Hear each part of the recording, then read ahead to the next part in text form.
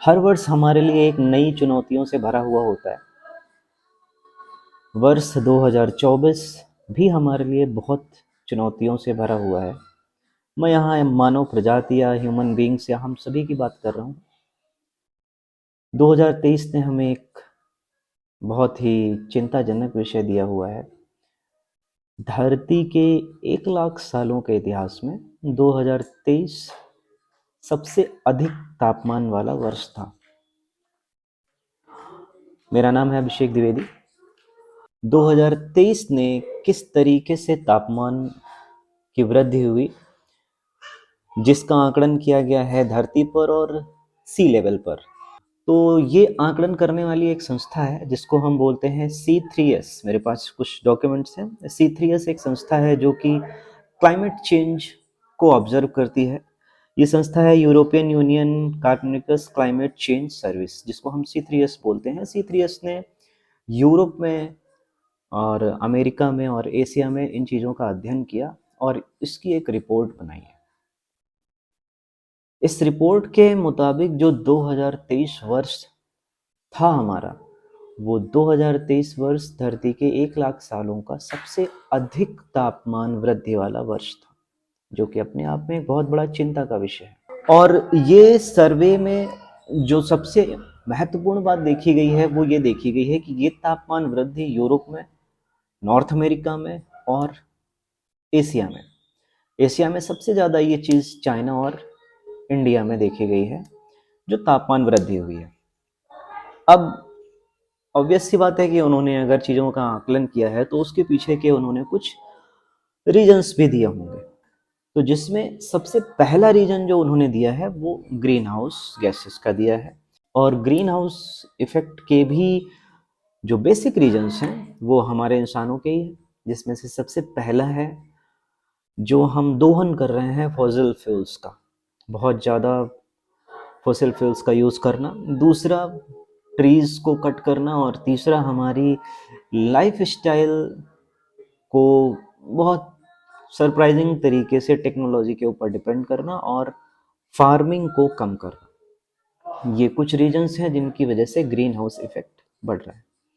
दूसरा जो एक रीजन दिया है उन्होंने दिया है एल नीनो। एल नीनो भी एक इफेक्ट है जो पैसिफिक ओशन में होता है और इसकी वजह से बहुत सरप्राइजिंग चेंजेस होते हैं क्लाइमेट में। इसके अलावा C3S ने जो कुछ और चीज़ें बताई हैं वो उन्होंने बताई हैं आर्कटिक में, साउदर्न में और इंडियन ओशंस में कुछ ऑसिलेशंस हुए हैं, जिन ऑसिलेशंस की वजह से भी ये टेम्परेचर में इंक्रीमेंट हुआ है। तो मेन जो एक बेसिक रीजन दिया गया है दैट इज ग्रीन हाउस, और जो कि हमारे ह्यूमंस उसके लिए बहुत ज़्यादा रिस्पॉन्सिबल हैं, हम इंसान लोग।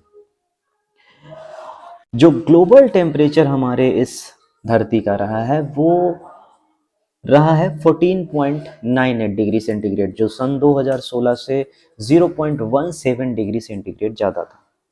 ये भी अपने आप में, क्योंकि जब हम धरती की बात करते हैं तो जो माइनर चेंजेस भी होते हैं वो भी बहुत ज़्यादा इम्पोर्टेंट है। इसके बाद जो प्लैनेट का एवरेज टेम्परेचर रहा है, ये सबसे बड़ी सरप्राइजिंग बात है, क्योंकि पेरिस एग्रीमेंट हुआ था। पेरिस एग्रीमेंट 2015 में लगभग 196 कंट्रीज ने साइन किया था और उन्होंने ये एक मार्क तय किया था कि जो क्लाइमेट का टेम्परेचर है, उन्होंने एक मार्क सेट किया था कि 1.5 डिग्री से इससे ज़्यादा रेज नहीं होना चाहिए। हम इस तरीके से अपनी रहन सहन को, अपनी चीज़ों को नियंत्रण में रखेंगे। और ये जानकर बड़ी हैरानी होगी कि 2023 में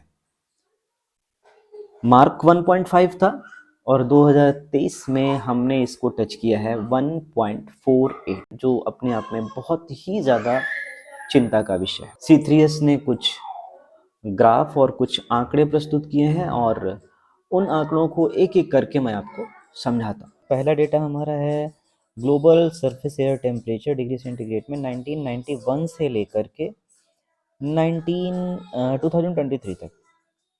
और ये जो हमारा डेटा है, इस डेटा में आप क्लियरली देख सकते हैं कि जो ग्राफ हमारा चल रहा है, जो यहाँ ये हमारा ग्राफ है, ये और एक ये हमारे पास ग्राफ है।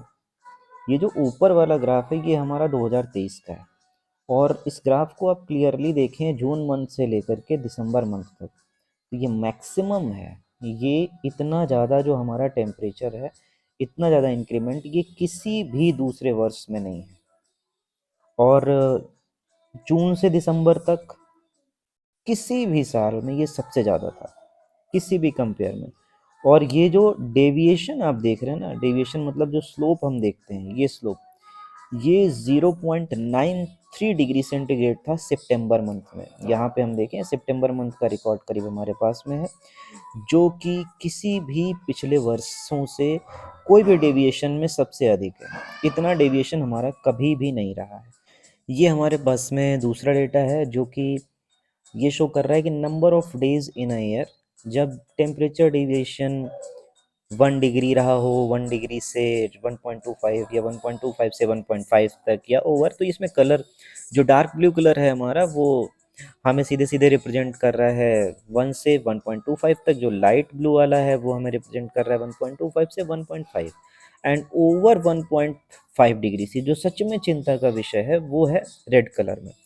तो ये जो 2023 वाला हमारे पास में ग्राफ है, इस ग्राफ को अगर आप ध्यान से देखो तो मैं इसके आंकड़े आपको बता देता हूँ कि लगभग लगभग वाली बात ही नहीं है, 365 days, whole 365 days temperature 1 degree से ज़्यादा रहा। जो टेम्परेचर का डेविएशन है वो 1 डिग्री से ज़्यादा रहा।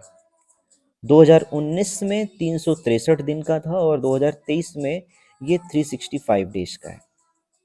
इसके बाद 173 दिन हमारे ऐसे थे, 173 दिन जो ये वाला हमारा एरिया है, हमारा टेम्परेचर 1.5 डिग्री सेंटीग्रेड से ज़्यादा रहा। और 2 दिन, मतलब मानव इतिहास में 2 डेज हमारे ऐसे रहे जिसमें टेम्परेचर 2 डिग्री सेंटीग्रेड से भी ऊपर रहा, और वो था 23 अगस्त और 24 अगस्त। यहाँ जब मैं 2 डिग्रीज की जब मैं बात कर रहा हूँ तो वो डेविएशन है, मतलब चेंज। वो 2 दिन थे जो सबसे ज़्यादा हमारा डेविएशन रिकॉर्ड हुआ है। ये मानव इतिहास में पहली बार हुआ है ऐसा, जो कि अपने आप में बहुत चिंता का विषय है। ये तीसरा चार्ट है हमारे पास में जो कि डेली ग्लोबल सी सरफेस टेम्परेचर दिखा रहा है 1991 से 2023 तक, ठीक है। और फिर से वही सरप्राइजिंगली आप देख सकते हो कि ये जो पूरा झुंड हमें दिख रहा है ये हमारा 2022 तक का है, और 23 जो है वो अकेले राज कर रहा है टॉप पर। और इसमें 2 दिन, ये जो हम देख रहे हैं डेटा, ये जो 2 दिन का हमारा 23 अगस्त 24 अगस्त को जो सी सरफेस का टेम्परेचर था that was 21.02 degree centigrade. Human history में सबसे ज़्यादा, ह्यूमन हिस्ट्री में सबसे ज़्यादा इतना टेम्परेचर कभी भी रिकॉर्ड नहीं हुआ। पर जैसा कि हम जानते हैं हम इंसान हैं, हमें रिकॉर्ड तोड़ना बहुत अच्छा लगता है। 2024 शुरू होते ही ये रिकॉर्ड हमारा टूट गया है, और 2024 में जो हमारा सबसे हाईएस्ट टेम्परेचर रिकॉर्ड हो गया वो 11 जनवरी को ही रिकॉर्ड हो गया, and that was 21.06 degree centigrade. तो हमें आदत है रिकॉर्ड तोड़ने की। चौथा चार्ट है हमारे पास में जिसमें कि अंटार्कटिक सी के आइस के लेवल को दिखाया गया है, और ये ग्राफ जो है ये मिलियन स्क्वायर किलोमीटर्स में है, और ये हमारे पास डेज हैं। इस ग्राफ को भी अगर आप ध्यान से देखिए तो 23 का जो ग्राफ है ये 23 का ग्राफ सबसे लोवेस्ट आइस लेवल का है। लिटरली आप यकीन मानिए कि जो मेल्टिंग ऑफ द आइस, जो आइस लेवल की कमी आई है, ये बहुत बहुत बहुत बहुत ही चिंताजनक है ये। और इसका 45 साल का 45 इयर्स का रिकॉर्ड है, जिसमें कि 1978 से 2023 तक, मतलब जो हिस्ट्री में रिकॉर्ड अभी दर्ज है अपने पास में, तो ये 8 महीनों तक सबसे कम रहा है। 8 महीनों तक पूरे पूरे सबसे कम। दिसंबर 2023 में 9.3 million kilometre square ice level था, जो कि 15% कम था। 15% कम। ये 15% कहने में शायद थोड़ा कम लगता है, इसको अगर डेटा में आप देखेंगे तो 1.7 million square kilometre ice level कम था। हालांकि थोड़ी सी अच्छी बात ये रही कि एंड ऑफ द ईयर दिसंबर के पास में इसने फिर से रिकॉर्ड जो पहले रहा है उसको थोड़ा सा मैच किया है, तो ये एक थोड़ी अच्छी बात थी। अदरवाइज जो ये आप ग्राफ देख रहे हैं जो रेड कलर में मेंशन है, ये ग्राफ कंप्लीटली आप देख लो कि हर साल के ग्राफ से ये बहुत कम है, बहुत ज़्यादा। तो ये सारी चीज़ें हमारे लिए चिंता का विषय हैं। हम C3S संस्था को धन्यवाद कहते हैं जो ऐसे आंकड़े हमारे लिए प्रोवाइड करती हैं, हम सबके लिए ये अवेलेबल हैं। एक बहुत बड़ा प्रश्न हमारे सामने उठता है कि हमारे पूर्वजों ने जो हमें ज़िंदगी दी थी वो ज़िंदगी कैसी थी, और हम अपने आने वाली पीढ़ियों को जो ज़िंदगी देंगे वो ज़िंदगी कैसी होगी। जो ज़िंदगी वो दे करके गए वो बहुत खूबसूरत थी, और जो ज़िंदगी हम बनाने की कोशिश कर रहे हैं वो बहुत चिंता का विषय है।